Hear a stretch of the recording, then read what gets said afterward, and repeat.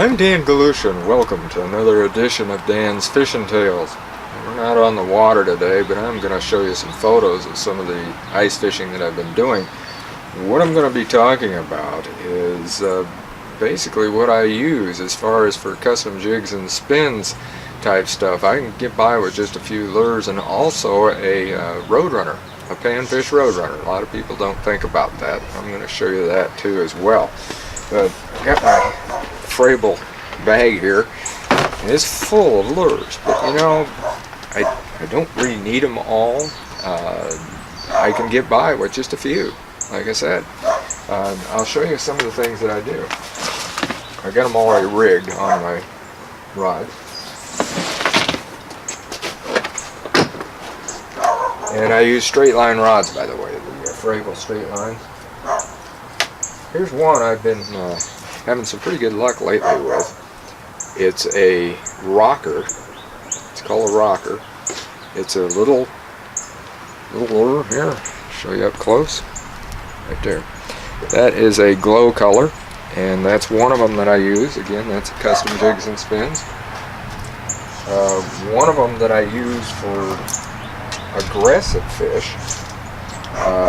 But also if they're getting a little bit negative, then I'll go to and put maybe a waxworm or a crappie nibble on it. It's called a slender spoon, right there. That one's a Glow Pro, or the Pro Glow, whichever you want to call it. But it's the glow type, and it works real well. Like I said, I do it what I do with that is I drop it down and jig it up quick. Drop it down, and jig it up quick, and it works real well. So, let's see, what else have we got? Here's one of my old standbys. It's a Demon, right there. It's a Demon jig, and again, that's the Lime Glow. And I tip that with a waxworm or crappie nibble or any other sort of bait. I don't use that one on bare hook. Same with the rocker. I always tip that. I just don't use bare hook on them. The other one I was going to tell you about that you probably thought, huh? A roadrunner? Yeah, it's a little roadrunner. It's called a panfish trout roadrunner. Just a little bitty old thing. And how I fish that is like you would a flipper jig.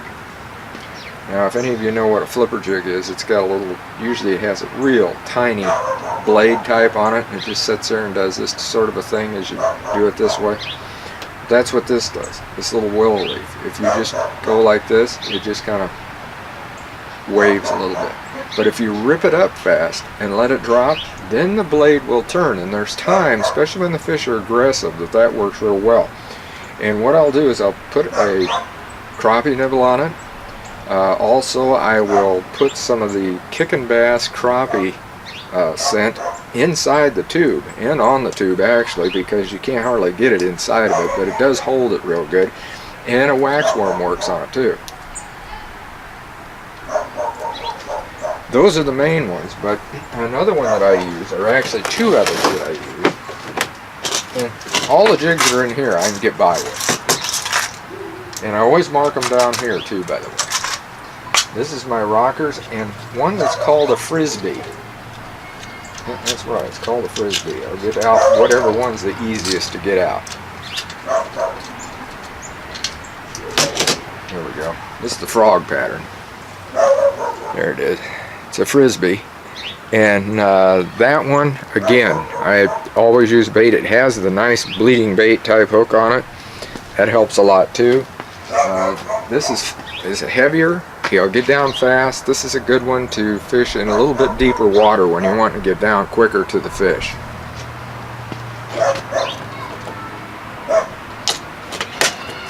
One of my old standbys, and actually the first custom jigs and spins lure that I ever used, was called a rat finky.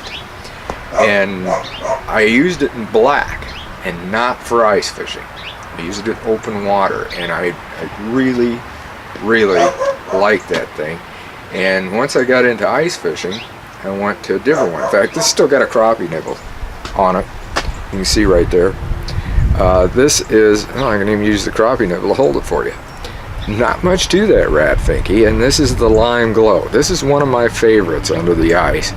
And like I said, there's not much to that little jig, but it works. And this is the one I use when I want a horizontal. You have horizontal and you have vertical. There are times when fish will hit horizontal or they will hit a vertical. If I want to fish slower, I will use this so that I can just sit there like this with it. If I'm going to dead stick it, in other words, just drop it down and sit there with it with some bait on it, then I'm going to go to something like the Demon. The Demon works real good for that. One of the things I do with this, which people always ask me, how do you tie it? I use what's called a King Sling knot, which is a loop knot. And I'll try to show you how to tie that. It's people, after I show them, they still come up and ask me about it. And like I said again, straight line rods, I just can't say enough for them. I really like it because I can cover the water without a float. You know, if you have a float, you're going to set it at a certain depth and that's it. With this, I can take my Vexilar, put it down there and cover the whole depth, and if the fish move up or they go down or whatever, I can adjust quickly. Well, I'm going to try to teach you how to tie this King Sling. And get my knife out of here. Cut that off. Pull out some line. Put that down on the ground. And like I said, this is going to be difficult. I'm going to try to come up to the camera and show you what to do.